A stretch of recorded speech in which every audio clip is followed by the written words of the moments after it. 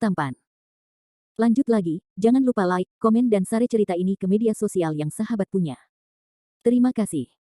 41134114 Bab 4113, It's Superflows to Keep You.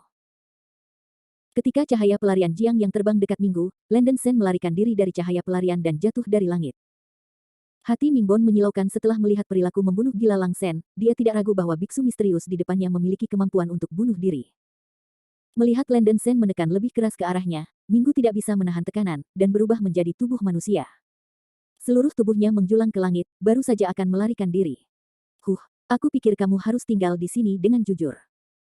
Landen Sen mencibir tanpa ekspresi, dan bola cahaya putih tiba-tiba muncul di telapak tangannya. Ledakan. Kelompok cahaya meledak di bagian atas Neterbone dengan momentum kilat bergegas melalui guntur, dan tiba-tiba berubah menjadi topeng cahaya putih yang dikondensasi oleh cahaya suci, yang dengan kuat menjebak Neterbone. Minggu kejam, menggulung cahaya hitam mengerikan, dan menabrak topeng putih. Aku melihat petak besar cahaya suci tanpa noda keluar dari topeng putih, bersinar di tubuhnya, membuat suara menusuk. Apa? Tubuh Minggu terluka parah lagi, banyak asap putih keluar, dan jeritan yang menusuk jantung keluar dari mulutnya.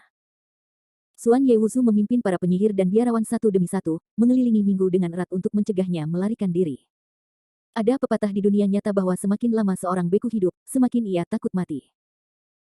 Hades telah hidup di jurang neraka selama bertahun-tahun yang tak terhitung jumlahnya. Setelah merasakan ancaman kematian kali ini, kepercayaan kecil dalam hatinya langsung runtuh, dan ekspresinya ngeri, memohon pengampunan Landen Sen, teman-teman Dao. Maafkan aku. Jangan bunuh aku. Landen Sen tampak menghina, dia berpikir bahwa pelindung besar dari dunia hitam bisa menjadi sedikit tulang belakang, tetapi tampaknya itu adalah pengecut. Melihat Minggu memohon belas kasihan, para pembudidaya penyihir semua menunjukkan penghinaan.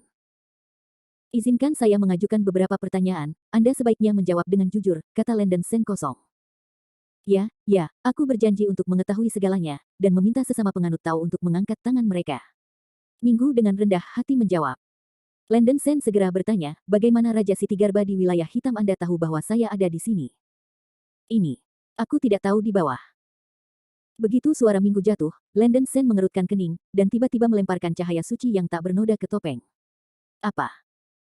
Di bawah teriakan mulut Minggu, daging meledak menjadi luka seperti retak di bawah iradiasi cahaya suci yang suci, dan darah melonjak, mengejutkan. Yang mulia lebih baik mengatakan yang sebenarnya, Sen tidak memiliki banyak kesabaran. Setelah Landen Sen menembakkan cahaya suci, dia perlahan-lahan menutup tangannya, ekspresinya acuh tak acuh. Kamu. Aku tidak berbohong, Tuhan hanya memerintahkanku untuk menunggu ditangkap. Untuk menangkap sesama pengikut Tao, tanpa mengatakan apapun, apa yang aku katakan dan apa yang aku katakan itu benar. Minggu menahan rasa sakit dan berkata dengan ngeri. Landen Sen juga mempercayai kata-kata Minggu, dan terus bertanya, karena Raja Sitigarba ingin menangkap saya, mengapa dia tidak datang secara pribadi? Minggu mengertakkan gigi dan berkata, ini. Aku masih tidak bisa menjawab pertanyaan sesama Taois.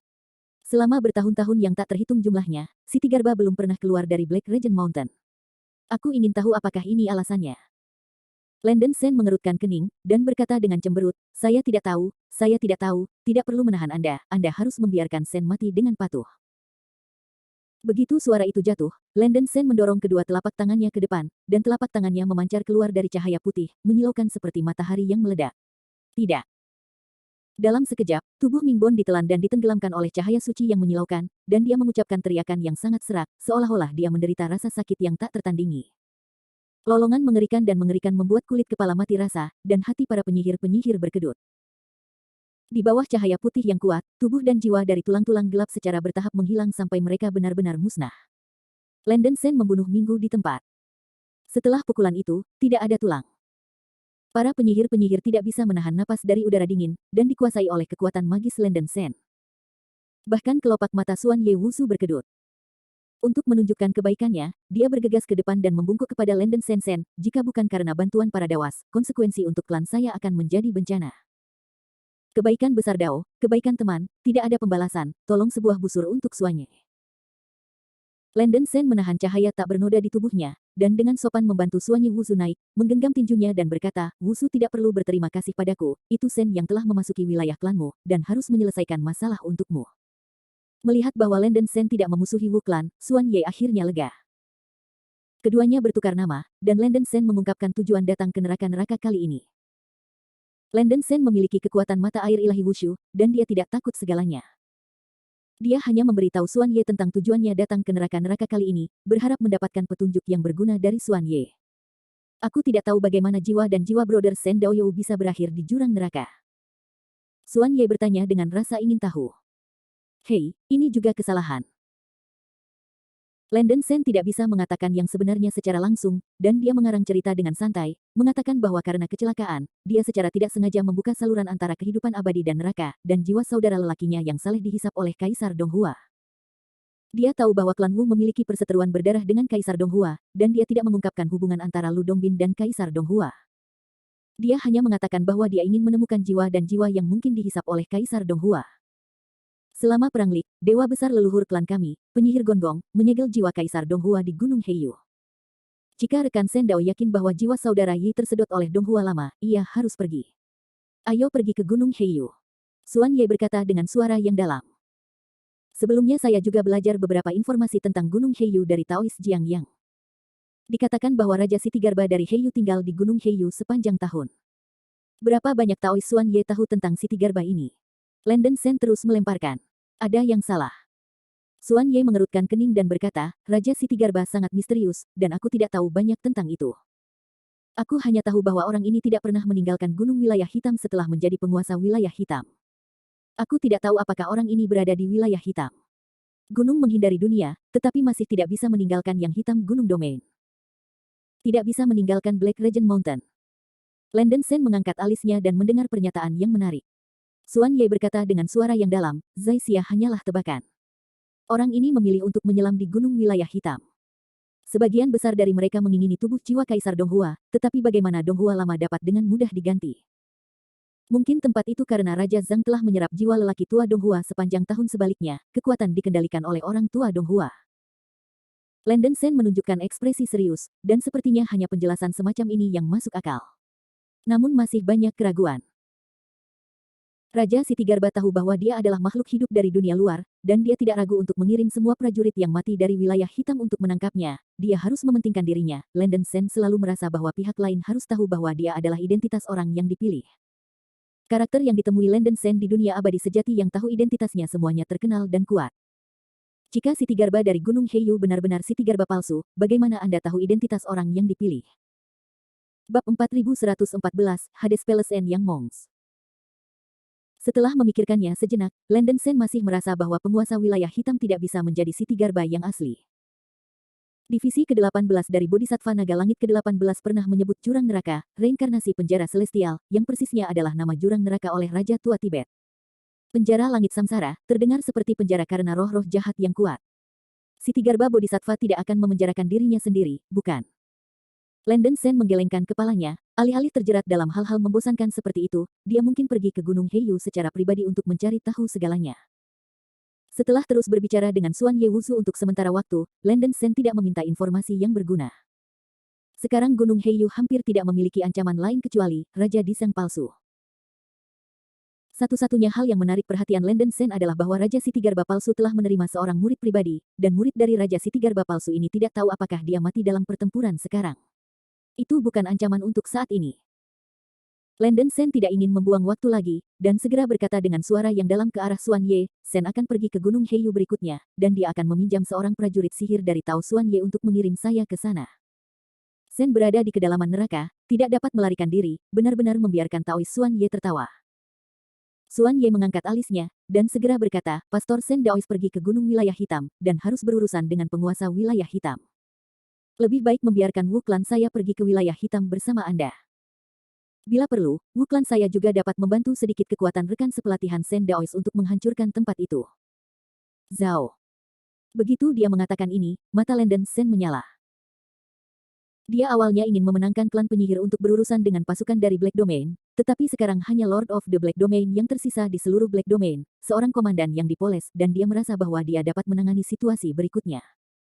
Tapi karena Xuan Ye Wusu yang menawarkan bantuan, Landen Sen tidak harus menolak. Dengan menemani klan Wu, tindakannya hanya akan lebih aman. Landen Sen segera menggenggam tinjunya ke arah Xuan Ye dan berkata, terima kasih, Xuan Ye Wusu. Xuan Ye menggelengkan kepalanya dan berkata, Taois Sen adalah penyelamat klan saya, jadi mengapa saya perlu berterima kasih? Terlebih lagi, penguasa wilayah hitam adalah musuh hidup dan mati klan penyihir saya.